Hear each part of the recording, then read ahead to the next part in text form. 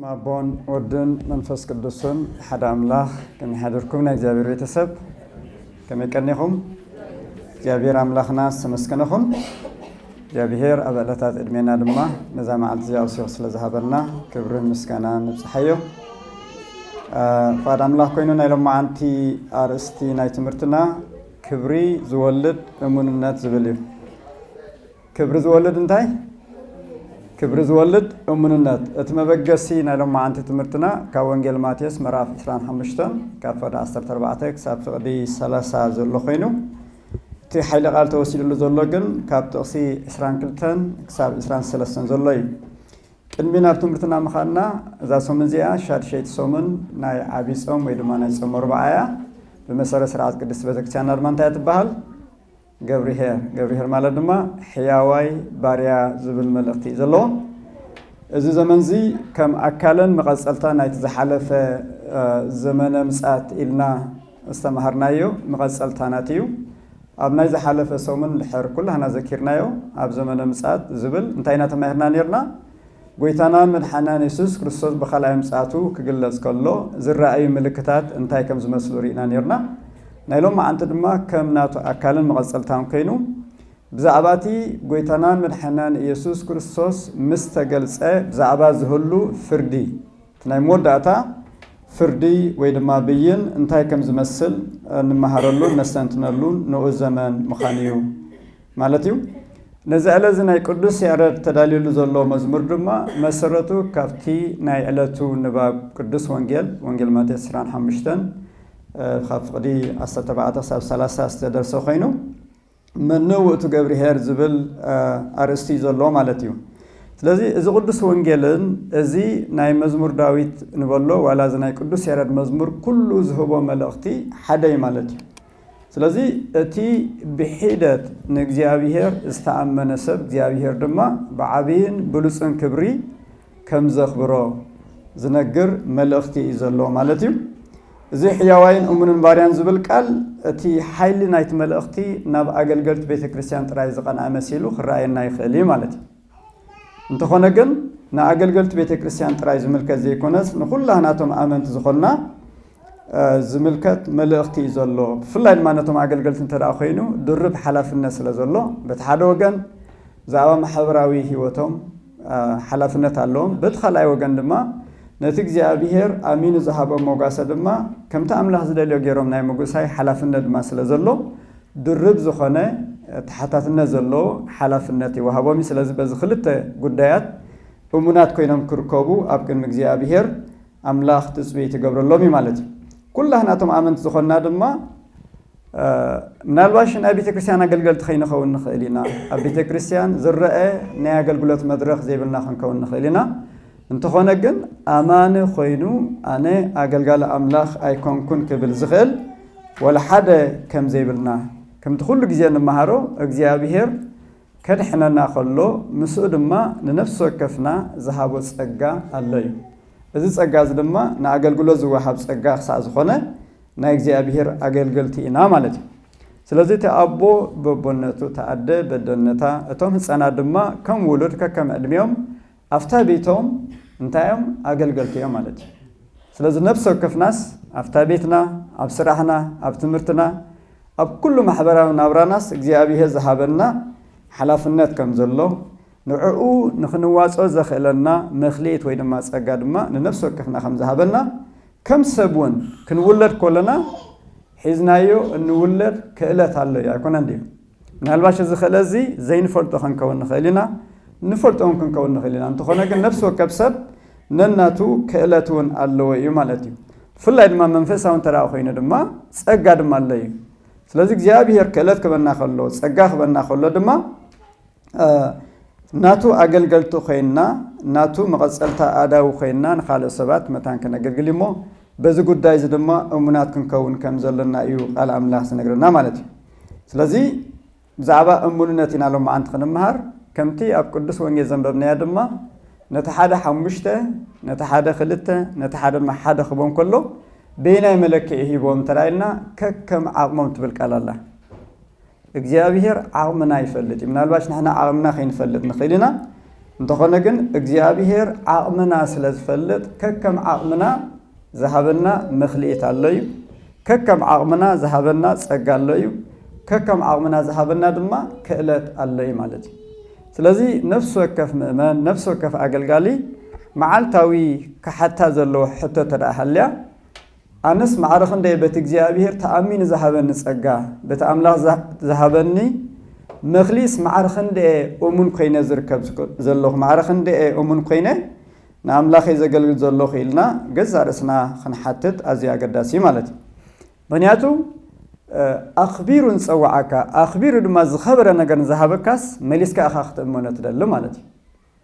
ምናልባሽ ኣብቲ ናይ ግላዊ ዝኾነ ትሕዝቶና ሸለል ክንብል ንኽእል ንኸውን ግን ሕድሪ ንዝተቐበልናዮ ብሓደራ ንዝተቐበልናዮ ንብረት ግን ኣይ ቲንክ ካብቲ ንብረትና ንላዕልስ ተኣሚንና መሓዝናዮ ዝብል ሓሳብ እዩ ዘለኒ ብፍላይ ድማ እግዚኣብሔር ዝኣክል ንጉስ ሰማይን ምድርን ዝኣክል ጸጋ እንተዳሂብና ነዚ ጸጋ እዚ ብዝግባእ ክንጥቀመሉ ኢና እንተግ ማለት እዩ ተናይ ቀዳመይቲ ሕቶ ቀሪባሃልና ዘላ እሙናት ናይ ምዃን ሓላፍነት መሰረቱ እንታይ እዩ ስለዚ እሙናት ክንከውን ከም ዘለና እዚ እቲ ውዱእ ዝኾነ ሓቂ እዩ ግን እሙንነት ናይ ምዃን ሓላፍነትናስ መሰረቱ እንታይ እዩ እቲ መሰረት እንታይ ዝብል ኣሎ ተኸላይቲ ድማ እሙን ምዃን ክብሪ ዝወልደሉ ምክንያት ከ እንታይ እዩ ዝብል እዩ ማለት እዩ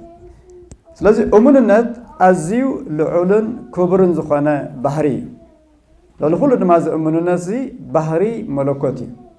ንእግዚአብሔር ካብ ዘብሎ ካብቲ ብዙሕ ባህርያት ሓደ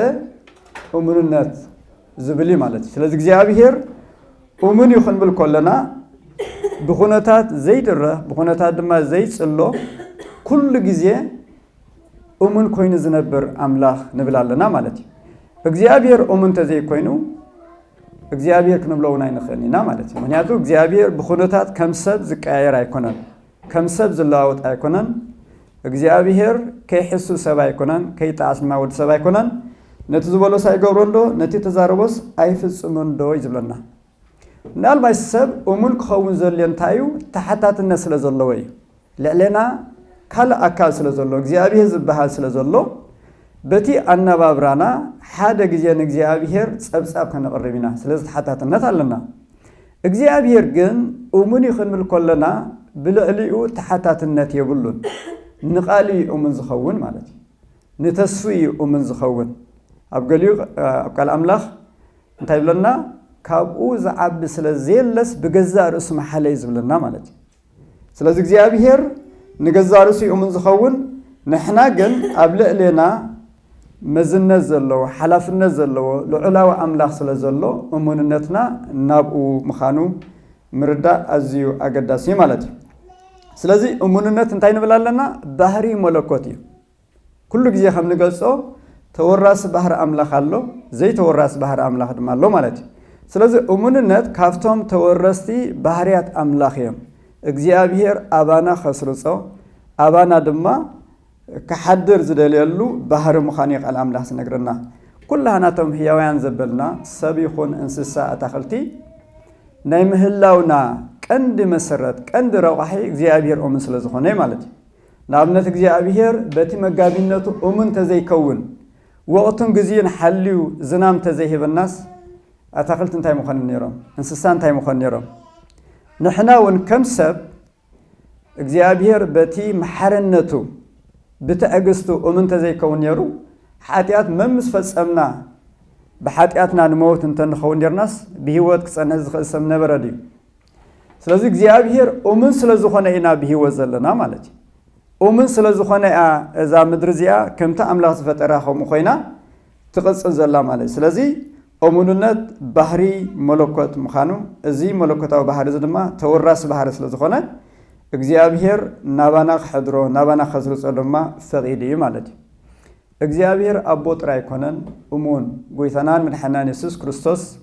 እውን እሙን ምኻኑ እሙንን ሐቀኛን ምኻኑ ቃል አምላኽ በሰፈላለየ መንገድ ተገልጽሎ በአብዩ ጸመር በአ ክንጅምር ኮለና ዘወረደይና ነርና ሐቀ ዘወረደ ክንመሃር ኮለና ጎይታናን መድኃኒታችን ኢየሱስ ክርስቶስ ካብ እግዚአብሔር አቡኡ ተልእኾ ናይ መድኃን ሒዙ ናብዛ ምድር እዚኣ ወሪዱ ኢልና نزات الأخذي أدمّا بزجبة بتأمّنነት فصيموا أبقوليو كف فقار كان ترى أخوينسي زاز وازيا خبايت حلف الأبقيت سمانة سليلو أنت خونا جن فقار زي كونس فقار إجزاء بهير أبو خفص لازمسه بخلو نجزاء بهير أبو أخبيرو نتا تلو خدمة بملأت تفلس أما يلخفص ما خلينا نريه مالتي إجزاء بهير أبو دما بودو بقيتنا الحنان يسوع كريستوس دس كم زبلو أفتنا يسر إيو جزية انتايل والله بوس همر كفتو ودي ازيو خبل كله كمسكر الله خلينا النريه مالتي ስለዚህ እግዚአብሔር አቦ ኦመኒው እግዚአብሔር ወልድ ድማ በሁሉ በቃላቱን በትዝገብሮን ኦመን መኻኒና ክንርዳ ንኽል ሐዋርያ ቅዱስ ጳውሎስ ብዛዕባ እሙንነት ናይ ሙሴን እሙንነት ናይ ጌታና ኢየሱስ ክርስቶስን ገልጽ ከሎ ኣብ ዕብራውያን ምዕራፍ 3 ስለዚህ ከአቱም ካብቲ ሰማያዊ ጽዋዓ ግደ ዘለኩም ቅዱሳን አሕዋተይ ከምቱ ሙሴ ኣብ ኩላ ቤቱ እሙን ዝነበረ ናብቲ ነቲ ሸሞ እሙን ዝኾነ ኢየሱስ ናይ ምእማንና ሐዋርያን ሊቀ ካህን ኣቕልቡ ሙሴ ብዛዕባቲ ዳሓር ክንገር ዘለዎ ነገር ምስክር ምንት ክኸውን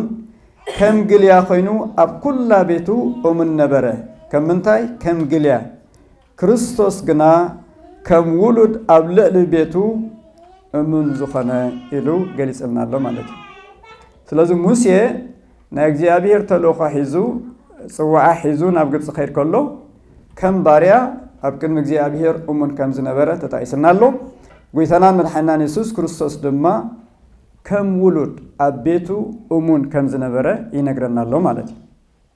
ካልኡን ሐዋርያ ቅዱስ ዮሐንስ ኣብቲ ራእይ ዮሐንስ ሓደ ካብቲ ዝረአየ ነገር ተዳሃልዩ ብዛዕባ ጌታ ዝመስክሮ እንታይ እዩ እሙንን ሐቀኛን ምዃኑ ኣብ ቃሉ ተገሊጽና ኣሎ እንታይ ዝብለና እነሆ ድማ ኣንበላይ ፈረስ እቲ ተቐሚጥዎ ዘሎ ኸኣ እሙንን ሐቀኛን ይበሃል እዛ እሙንን ሐቀኛን ይበሃል ትብዘላ ቅጽላው ስም ንጌታናን መድኃኒታችን ኢየሱስ ክርስቶስ ትምልከት እያ ብጽድቅ ይዝዳንን ዝዋጋእን ኣዒንቱ ከም ሓልታ ሓውየን ኣብ ርእሱ እውን ብዙሕ ዘውድታት ኣለዎ ኣብ ክዳኑን ኣብ መሕኮልቱን ድማ ንጉስ ነገስታት ጎይታ ጎይቶ ዝብል ጽሑፍ ስም ኣለዎ ኢሉ ብዛዕባ ጌታናን መድኃኒታችን ኢየሱስ ክርስቶስ እሙንነት መስኪሩሎ ማለት እዩ ስለዚ ጌታና ክሳብ ክንድዚ ካልእ ስም ተሳይኑ ኣይኮነን ግን እቲ ንጎይታ ዝውክል ነቲ ግብሪ ምድሓን ዝውክል ናይ ብሓቂ ብሉፅ ስም ክመርጸሉ ከሎ ጌታ ድማ ገንዘቡ ክገብሩ ከሎ ነዚ ሓቀኛን እሙንን ዝብል ክጥቀም ከሎ ኢና እንሪኦ ማለት እዩ ስለዚ ጌታና ኢየሱስ ክርስቶስ ናብዛ ምድሪ እዚኣ ዝወረደ ብቅዱስ ስሙ ኣሚን ብቅዱስ ደሙ ካብቲ ዝነበረና ዕያግ ርእሰት አንጽሂው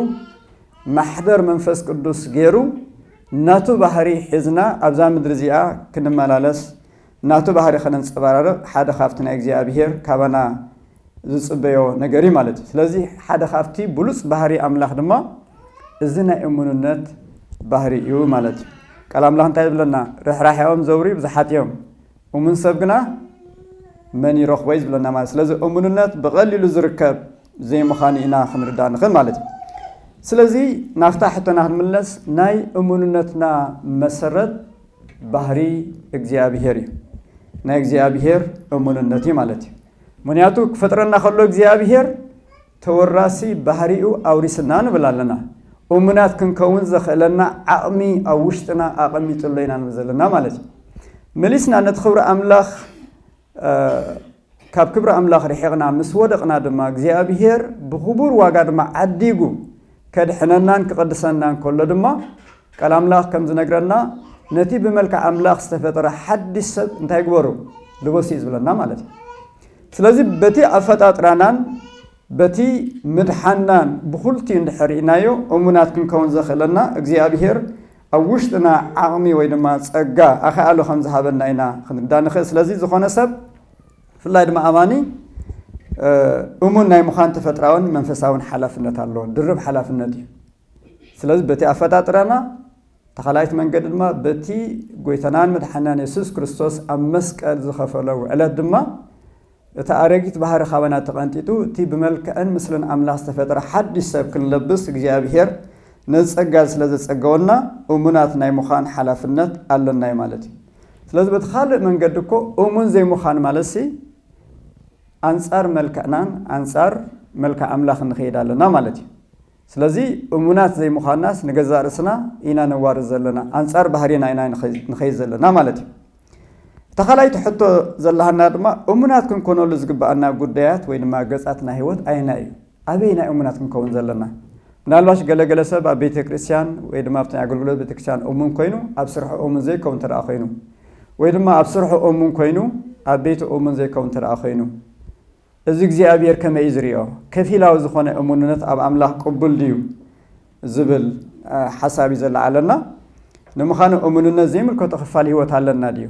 ብገለ ተኣሚና ብገለ ዘይምእማን ኣብ እግዚአብሔር ከመይ ክረአ ዝብል ሓደ ካፍቲ ክንምልሶ ዝግባአና ኣገዳሲ ሕቶ ማለት እዩ ስለዚ እሙንነት ማለት እኹል ሰብ ብፁሕ ሰብ ምዃንና ዘመላኽት ክኸውን ከሎ በቲ ሓደ ወገን ድማ በቲ ኣሉታዊ መንገዲ እሙናት ዘይምዃን ማለት ሰብ ምዃን ምጉዳል ማለት እዩ ትሕቲ ናይ ሰብ ደረጃ እንታይ ኢና ሞ ክንብሎ ንኽእል ስለዚ ሰብ ምዃን ምግዳፍ ማለት መልክዕ ኣምላኽ ገዲፍካስ መልክዕ ናይ ካልእ ሰብ ኢኻ ክትለብስ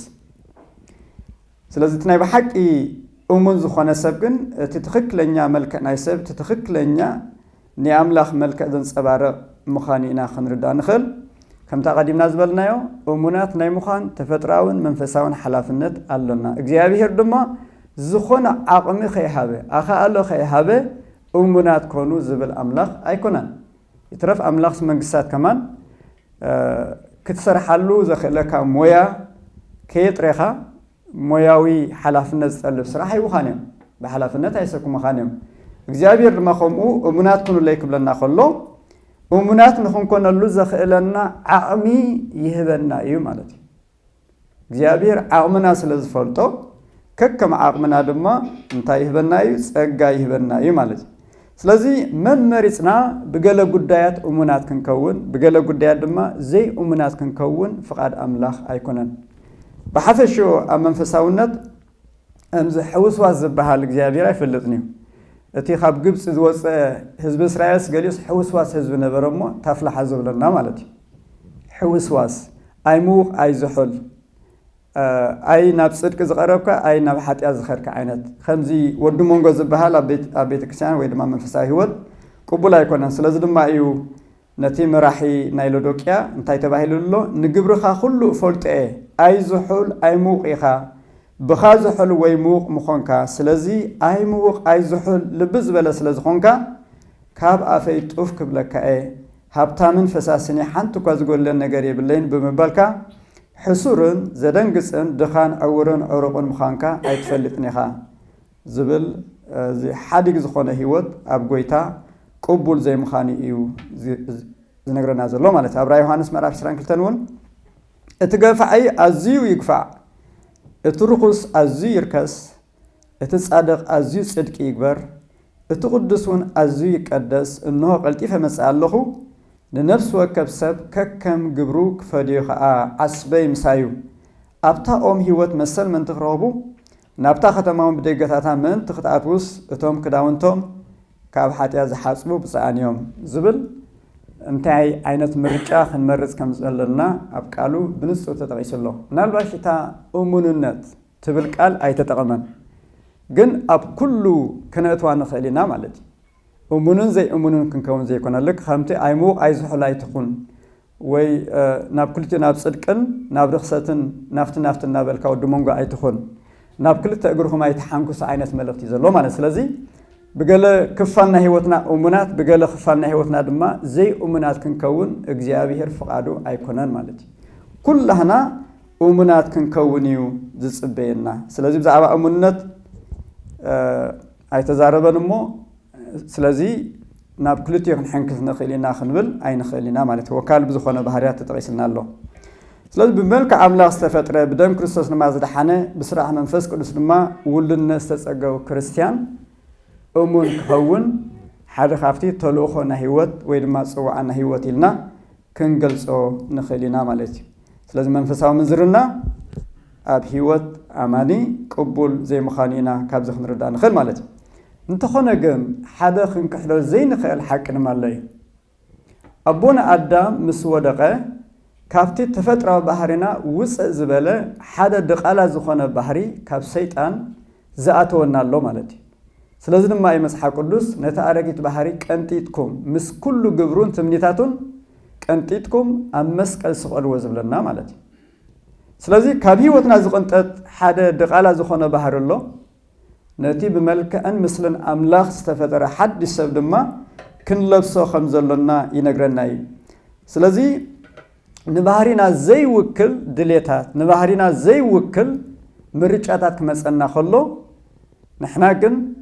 ነቲ ናይ እግዚኣብሔር ድሌታት ነቲ ናይ እግዚኣብሔር ምርጫ ንዕኡ ክንመርፅ ከም ዘለና ሓደ ግዜ አንጻር ድሌታት ካውን ደው ትብለሉ ግዜያት ክህሉ እዩ ማለት እዩ ስለዚህ እዚ ምስ በልና ታሳልሰይቲ ሕቶ ዘላ ድማ ቅድምና ኣብ ኣመኻደ ግን ገለ ኣብነት ኣብቲ ዝተላኸልና ፅሑፍ ኣሎ ንኣብነት ዓሳስ ኣብ ማይ ክሕንብስ ይፅገም ድዩ ምሕንባስ ባህሪ ስለ ዝኾነስ ምልማድ እውን ኣይድልየን እዩ ኣብታ ውልድ ዝበለላስ ብቐሊሉ እዩ ዝሕንብስ ማለት እዩ ዓዋፍ እንድሕሪናየን ብቐሊሉ ኣብ ሰማይ የንሳፈፋ ማለት ባህሪየን ስለ ዝኾነ ወዲ ሰብ ድማ ካብ ብኢድና ክንንቀሳቐስ ብእግርና ይዝቐለልና ኣይኮነን ድዩ ምክንያቱ እግዚኣብሔር ክፈጥረና ከሎ ብእግርና ክንንቀሳቐስ ከም ንኽእል ገይሩ ይፈጢርና ማለት እዩ ስለዚ ንዓሳ ግን ካብቲ ባሕሪ ውፂኻ ናብ ምድሪ እንተዳ ውፂኻዮ ክመውት እዩ ማለት እዩ ስለዚ ንዓና ድማ እቲ ዝበለፀ ዕጋበት እቲ ዝበለፀ ዕረፍቲ ዝህበና ኣብቲ እግዚኣብሔር ዘውረሰና ባህሪ እሙንነት ክንነብር ከለና እዩ ማለት እዩ ስለዚ ኣብዘይ እሙንነት ምንባር ንዓና ዕረፍቲ ኣይህበናን እዩ አንጻር ባህሪናን ተፈጥሮናን ስለ ዝኾነ ድማ ሰላም ዘለዎ ህይወትን ክንነብር ኣይንኽእል ኢና ማለት እዩ ልክ ከምቲ ዓሳ ኣብ ማይ ምንባር ባህሪ ስለ ዝኾነ ደስ ኢልዎ ዝነብር ካብኡ እንተዳወፂ ግን ዝመውት ንሓደ ክርስቲያን ድማ ኣብ እሙን ዝኾነ ህይወት ወይ ድማ ተኣማንነት ክነብር ከሎ ዝያዳት ናይ እግዚኣብሔር ዕረፍቲ ከሰማቕሮ ይኽእል እዩ ማለት እዩ ሳልሰይቲ ሕቶ ዘላ እዚ ናይ ቅዱስ ወንጌል ንባብና ዝዛረበሉ ዘሎ እሙንነት ግን ንመን እዩ ዝምልከት እሙንነት ንኣገልገልቲ ቤተ ክርስቲያን ጥራይ ድዩ ወላ እሙንነት ንኩሉ ምእመን ዝብል ሓደ ካብቲ ክምለስ ዘለዎ ኣገዳሲ ሕቶ ማለት እዩ መብዛሕትና እዚ ኣብ ጸሎት ኮለና ዘንበብናዮ ናይ ወንጌል ማቴዎስ ምዕራፍ 25 ካብ ፍቕዲ 14-30 ዘሎ ንኣገልገልቲ ቤተ ክርስቲያን ጥራይ ዝምልከት ጌርና ኢና ንወስዶ ማለት እዩ ስለዚ ድማ ነቲ ቃል ኣምላኽ ሸለል ናብ ምባልን እሙናት ናይ ምዃን ሓላፍነት ንዖም ጥራይ ከም ዝተዋሃበ ጌርና በቲ ቃል ክንዕንቀፍ ንኽእል ኢና ማለት ተኾነ ግን እቲ ቃል ኣምላኽ ንኩላህና ዝምልከት እዩ እግዚአብሔር ምስ ናይ ምድሓን ጽዋዓ ናይ ኣገልግሎት ጽዋዓ ድማ ኣሎ ማለት እዩ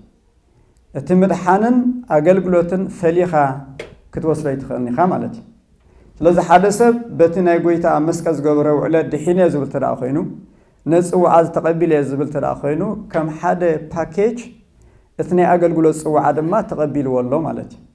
የገልግል ክህሉ ክእል እዩ ከይህሉ ድማ ይኽእል እዩ እንተኾነ ግን ኣማኑ ኮይኑ ኣነ ኣገልጋሊ ኣምላኽ ኣይኮንኩን ክብል ዝኽእል ዋላ ሓደ ክህሉ ኣይክእልኒ ማለት እዩ ስለዚ ምናልባሽ ኣብ ቤተ ክርስቲያን ሒደ ሰባት እዮም ዘገልግሉ ንሪኦም ግን ኣገልጋሊ ቤተ ክርስቲያን ምዃንን ኣገልጋሊ ኣምላኽ ምዃንን በበይኒ ማለት እዩ ኣገልጋሊ ቤተ ክርስቲያን ሒደ እዮም ዘገልግሉ ኣገልገልቲ ኣምላኽ ግን ኩሉ ምእመን እዩ ኣፍታ ማሕበራዊ ናብራና ኣፍታ ስራሕና ኣፍታ ትምህርትና ነገልግል ከም ዘለና ክንሓስብ ኣዝዩ ኣገዳሲ እዩ ሐዋርያ ቅዱስ ጳውሎስ ኤፌሶን ምዕራፍ 4:7 እንታይ ኢልና ኣሎ ግናኸ ብመስፈር ውህበት ክርስቶስ ንነፍስ ወከፍ ጸጋ ተዋሂብ እዩ ንካህናት ጥራይ ዝብል ዘሎ ወይ ንዲያቆናት ወይ ንጳጳሳት ንነፍስ ወከፍ ሰብ እንታይ ተዋሂብ እዩ ጸጋ ስለዚ ነፍስ ወከፍና ጸጋ ተዋሂብና ኣሎ ማለት እዩ እግዚአብሔር ንማ ዓቕምና ስለ ዝፈልጦ ከከም ዓቕምና ጸጋ ሂብና ኣሎ ስለ ጸጋ ይተቐበልኩን ክብል ዝኽእል ወላ ሓደ ሰብ ክህሉ ኣይክእልኒ ማለት እዩ ኢያሱ ተቢዕ እንታይ ኢሉ ኣሎ ኣነን ቤቴን ግና ንእግዚአብሔር ኢና ነገልግል ኢሉ ኣሎ ስለዚ ኣብ ሓንቲ ስድራ ኣብቲ ማሕበራዊ ናብራኣ እምንቲ ኮይና ክትነብር ከላ ንእግዚአብሔር ተገልግል ኣላ ማለት እዩ بدرجة والقسم تخنون بتستوهبنا سفر ጸጋ نفقد أملاح كنبر كلنا نأملاح نقلقل لنا مالتي እግዚአብሔር ተአገልግሎት ካብ ሕልና ይጅምር እግዚአብሔር ዝፈቅዶ ሕልና ወድርኺ ጥራይ ትገብር ተዳሃልኻ እግዚአብሔር ዝፈቅዶ ጥራይ ተሐስብ ተዳሃልኻ እግዚአብሔር እትንበረኸት ክንኮኖ ወይ ድማ نبرخت خاون زخل قال تراي نوس انت علينا استيل እግዚአብሔር ነገልግላለና ማለት ንጉስ ዳዊት እንተዳሪናዮ ናይ ፖለቲካ ሰብ ናይ ኩና ሰብ ይነሩ ካህን አይነበረን ነቢዩን አይነበረን አቤት መቅደስ አትዩ እጣን ከዓጥን መስዋዕት ከቀርብ አይንሪያኒና እንተኾነ ግን ሐዋርያ ቅዱስ ጳውሎስ በመንፈስ ቅዱስ ተደሪኹ ዘሃቦ ምስክርነት ግን በጣም ዘገረሚ እግዚአብሔር ብዛዕባ አቦና ዳዊት ክምስክረሉ ከሎ ዳዊት ወዲ እሰይ ኩሉ ፈቃደ ዝገብዝ ሰብአይ ዝኸም ልበይ ኢልዎ ማለት ናልባሽ ንኻል አገልጋሊ እግዚአብሔር ዝኸም ልበይ ኢሉ ዝገለጾ ካለ ሰብ አና ይንበኩን አለሁ እግዚአብሔር ግን ነቦና ዳዊት ዝኸም ልበይ ኢልዎ አበይ ከዓጥን ተረኺቡ አበይ መስዋዕት ከቀረብ ተረኺቡ ማለት መርሃ ሀገር ይነሩ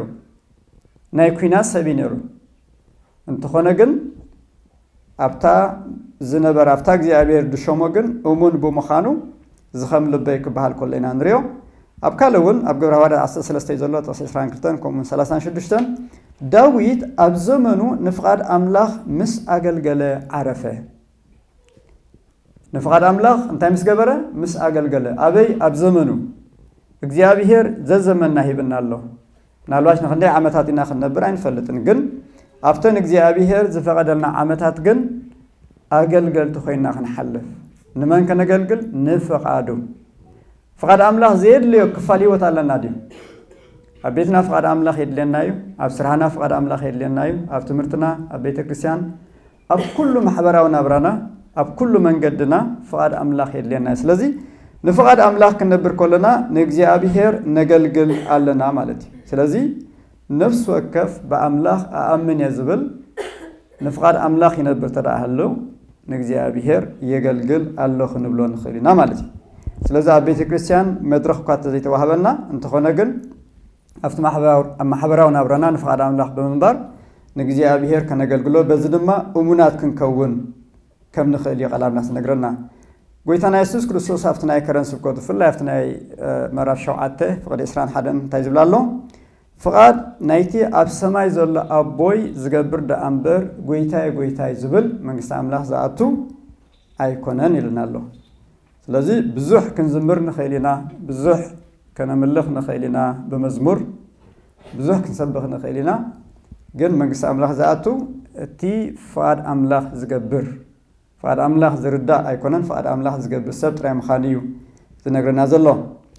ስለዚ እቲ ዝለዓለ እሙነት ዝጠልብ አገልግሎት እንተዳልዩ ንፍቃድ አምላኽ ምግልጋል እዩ ስለዚ ማዕረኽ እንደይና ንፍቃድ አምላኽ ነገልግል ዘለና ሓደ ካብቲ ንህይወትና ክንሓታ ዝግባአና አገዳሲ ሕቶ እዩ ማለት እዩ እግዚአብሔር ፀጋ ክበና ከሎ ከነቐምጦ ኣይኮነን ወይ ድማ ኣብ ሓደ ቦታ ኮፍ ከነብሎ ኣይኮነን ምናልባሽ ቅድሚ ናፍታ ትቕፅል ሕቶ መኻደ ሓደ ግዜ ሓደ ሰብ መንእሰይ እዩ ብዙሕ ኣብ ቅድሚ ዝፅበየ ነገር ኣሎ ብዛዕባ ትምህርቲ ይሓስብ ብትምህርቲ ኣብቲ ዝለዓለ ደረጃ ክበፅሕ እሞ ካዕወት ሓደ ሓደ ግዜ ድማ እቲ ናይ ቢዝነስ ሓሳብ ድማ ይመፆ ኣብ ከምዚ ሓሳብ እናሃለዉ ከለዉ እዚ ሜጋ ሎተሪ ዝበሃል ኣሎ ሓቂ ኣብዚ ዓዲ ከምኡ ትኬት ቆሪፁ እታ ትኬት ቆሪፁ ተስፋ ገይሩ ማለት እዩ ሚልዮንስ እንድሕር ዕውት ተደኣ ኮይኑ እንታይ ክኸውን ማለት እዩ ብኣቋራጭ ናብቲ ናይ ሃብቲ መድረኽ ክድይብ ማለት እዩ ስለዚ ነዛ ቲኬት ቆሪፅዋ ኣቐሚጥዋ ብጅቡ ማለት እዩ ብኻልእ ግን ዲስትራክትድ ኮይኑ እስቲል ክትበፅሖ ተተስፊ እዩ ቆሪፅዋ እዛ ቲኬት እዚኣ ግን ኣብ ጅቡ መሰቐመጣ ግን ረሲዕዋ ማለት እዩ ዳሕራይ ግን እንታይ ሰምዕ ናይ ከባቢ 500 ሚልዮን ዶላር ዕውት ሰብ ተሳኢኑ ታዕጫ በፂሓላ እንተኾነ ግን ክሌም ዝገብር ሰብ ኣይተረኸበን ተባሂሉስ ኣብ ማስ ሜዳታት ክቃላእ ይሰምዖ ማለት እዩ ግን ትወረዶንጊ በፂሕዎ ዳሕራይ ነታ ትኬት ኣውፅኡ ነቲ ቁፅሪ ከነፃፅሮ ከሎስ ክኣምን ኣይከኣለን ማለት እዩ እታ ዕውት ትበሃል ዘላ እሞ ከዓ ኣነ ዕውት እየ ተባሂሉስ ዝመፀ ሰብ የለን ዝበሃለሉ ዘሎ ናቱ ትኬት ምዃና ኣረጋጊፁ ማለት እዩ ክኣምን ኣይከኣለን ደጋጊሙ ሪእዎ ግን እሳይ እታ ዓወት እየ ብጣዕሚ ተሓጒሱ ዳሕራይ ግን ብደቂቕ ፅሑፍ ድማ ኣሎ በቲ ድሕሪት ዋላ ኣብ ታሕቲ እንተረኣየ ግን እቲ ክሌም ክገብረሉ ዝግባእ ዝነበረ ግዜ ሓሊፉ ማለት እዩ እዛ ትኬት እዚኣ ናይ ክንደይ ሚልዮን ዝኣክል ዋጋ ዘለዋ ኣብ ጅቡኡ ነይራ ምስኡ ነይራ ኣቐሚጥዋ ነይሩ إذا سبزسي مسألة زمن هيوتو أنت عينت نحلنا وقصا حيزي يخنبر بتعمل زخد بدي أكونه نالوش إذا ترى مدراو نجاري سعيرو سريحو كوننا علون كترخيلي تجزي أبي الذهب الناس أجمعها كفنا بلوجن انتايو بواجون زتمنا يكونه هذا حد إجزابير وسانة خنجبر أبحلنا أبلبنا نصر زخنة رتعه بنا نصر زخنة ملقته بنا جن بندي نحزم علتي دحان حنت معلت الله نبلنا وسانة خي جبرنا معلتات سومنات أوارح عمتات غسل الله مالتي إجزابير تمعلت مدحان حجي أزبلا مالتي እታው ሳኔ ክንገብረላ ዘለና ናብ ግብርኽና አትወላ ዘለና ሕጂ አይዝብለና እግዚአብሔር እንታይ አለኩምን የብልኩምን አይኮነን ዝሓተና ዘሎ ብዛዕባቲ ዘሎና ተዛሃበና መኽሊት ተዛሃበና ጸጋት ተዛሃበና ዕድል ተዛሃበና መልእኽትሲ እንታይ ጌርና ይዝብለና ዘሎ نفترض أي تحطون حلف نأمننا بخذ إنا نلقى هذا سب 100 أموني وإنما 900 أموني خنبلو تملكي تممتري أتي مقنني انتهي زبل كم حتى قريب لنا له قال إجابة بنصر كم زنقرنا ناهيوتنا سوى عن تلوهم نمن كنمثليهم نخرستوس كنمثليهم مدحان نمود داتا تلوخن هيوت هيكونن أبزيدو حن سفرا خونكا أب حاتيات كونكا مس أملاق تحبس لزي كأن نجدن كاب حاتياتنا كنصه كاب حاتياتنا خندحنيرنا تنمود داتا على ما قل مس أملاق حبرت مقباري مس أملاق حبرت نقبر كلنا دما نأملاق مالت نقويتنان من حنان يسوس كريستوس كنمثل تلوخن هيوت ويدما سوى عنا هيوتيم بملأت أبزام دزي أخوينا نخرستوس بفصم مسيليه كنبل أين خلينا جن نابو كنعبجن تسوينا هنا مثلا. سلزي أب حدا جت تفسيم ويدما ودي أن نقول لنا جرا يكونن. حدا خافتي نخرسوس كن مثلا للنخيل لما عنده هاي بنازل لارستي ومن النتي. كم تجزي أبير أبو ومن زخانة كم تقوي تنام من حنان يسوع كريستوس ومن زخانة. نحن دما كم معلتنا قلنا ممثل إن عبنا خن كيدي أملاخ زدلنا مالتي. قويتان أبز عواج زارسون تايلو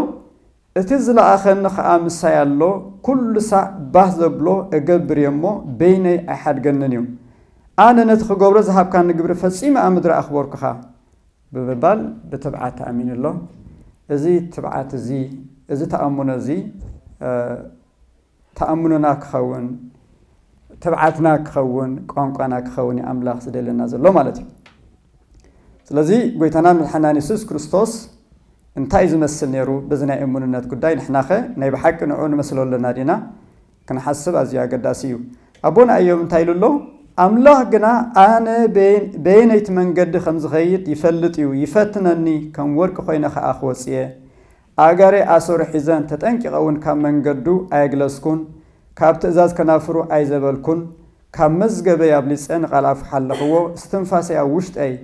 منفس املاحون ابلي سأزلو كنافري كوت حسم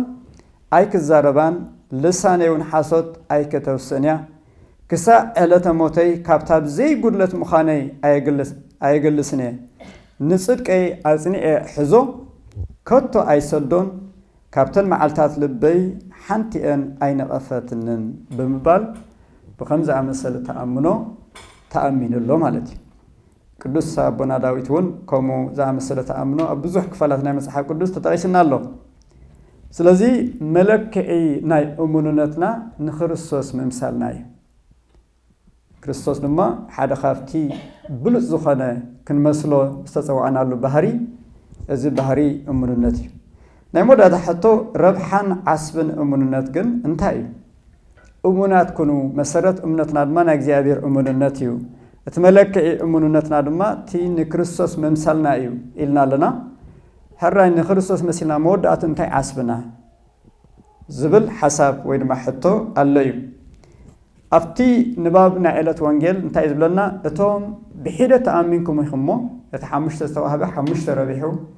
اتخلت تستوهب ما خلت مسربها بحيدة تأمينكم يخمو أنا دما أبزح كشامو كمي ناب حاجوس قويتهم اتو يوم تبعيلهم ስለዚህ نحناون بتي እግዚአብሔር አቦ ንጎይታናን መድሐናን ኢየሱስ ክርስቶስ ዘኽብረሉ ብሉጽን ረዚንን ክብር ዝኾነ ክብሪ እግዚአብሔር ከም ዘኽብረና ዓስብን ማ ከም ዝህበና ኣብ ቃል አምላኽ ብንጹህ ተጠቂሱለት ዛዓበ ዓስብና ህይወት ዘላለም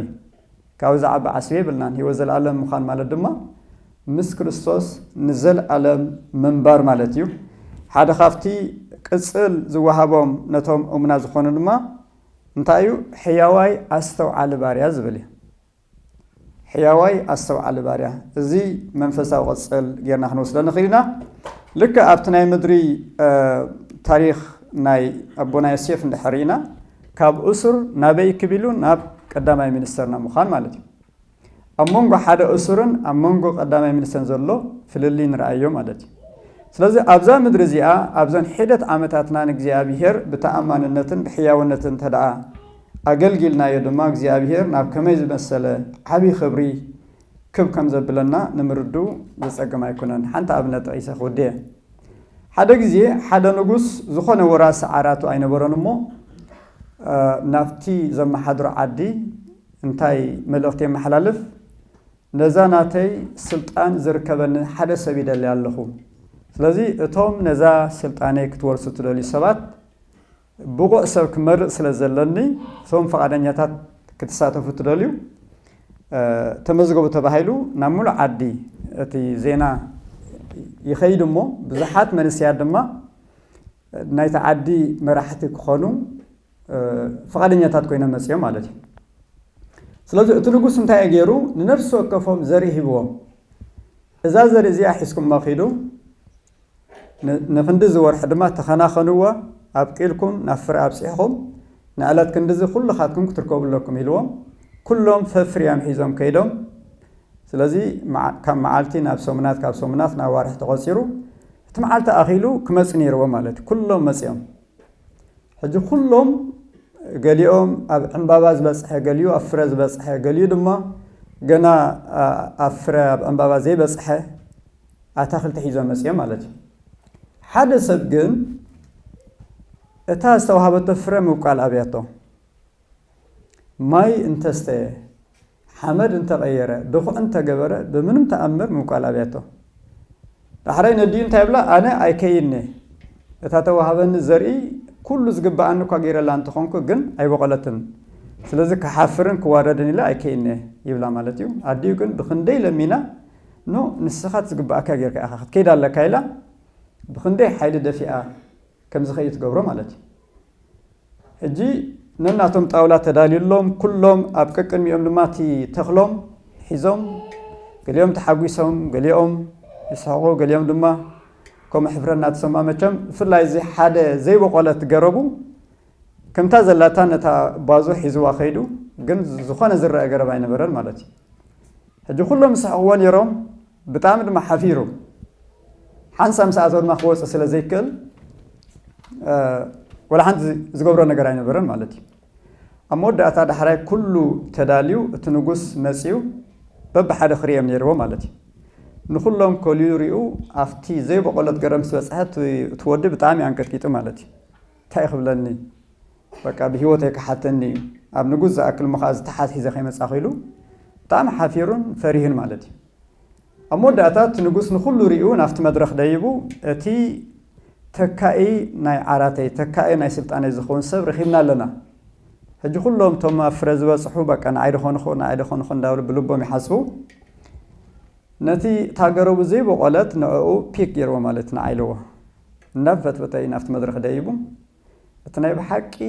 እሙን ሰብ ዝደለኽዎ ሰብ እዚ እዩ